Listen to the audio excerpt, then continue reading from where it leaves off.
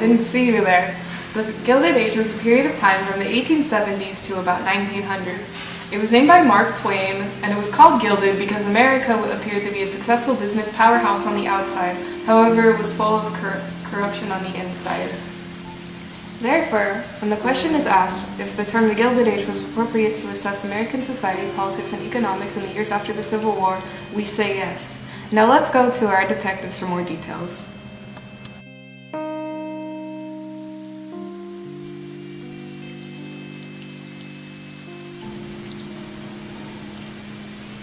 If it isn't the world-renowned author.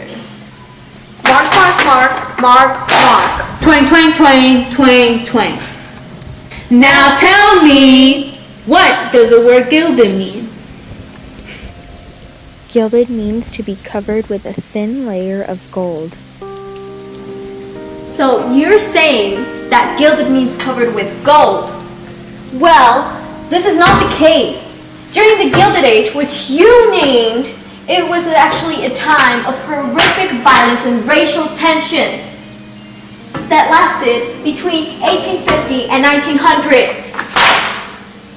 Shall we talk about the technological advancements and inventions?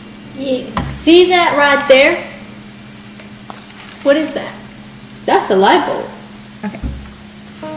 Yeah, that's the light bulb. It was one of the greatest inventions of the Gilded Age, along with the telephone and the transcontinental railroad. Would you like to know more? What is she looking at?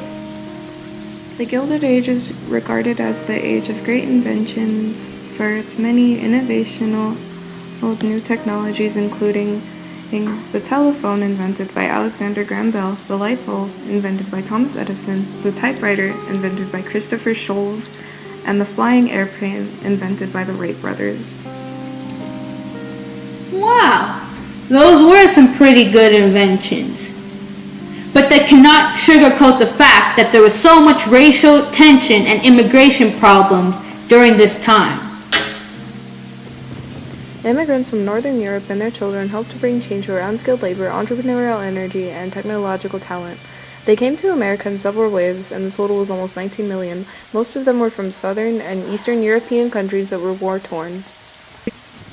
During the Gilded Age, racial tension was not limited to the South. In an attempt to seek economic opportunity and escape the poverty of sharecropping and tenant farming, some blacks began moving north.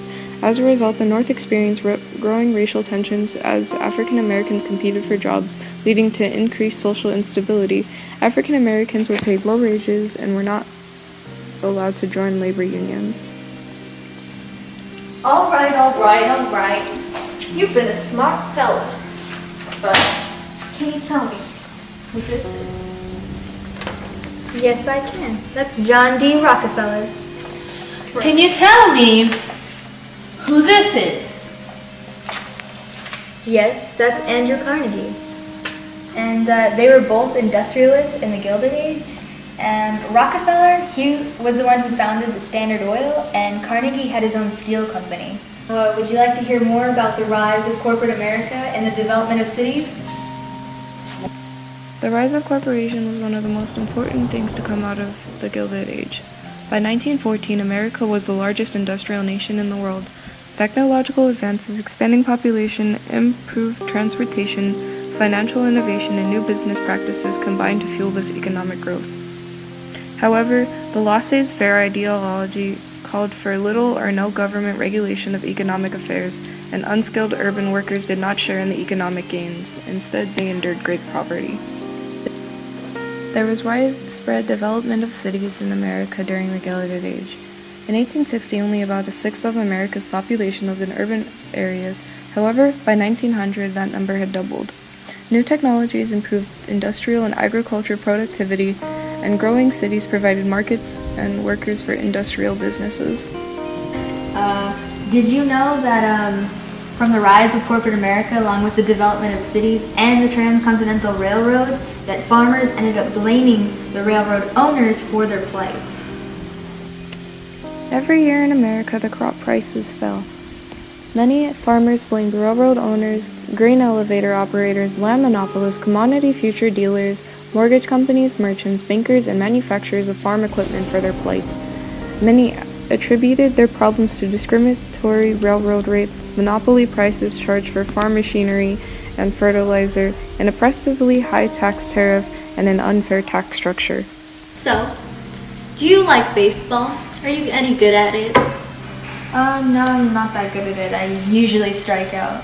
So you admit that you've been associated with the labor union strikes that have been happening and the political movement strikes.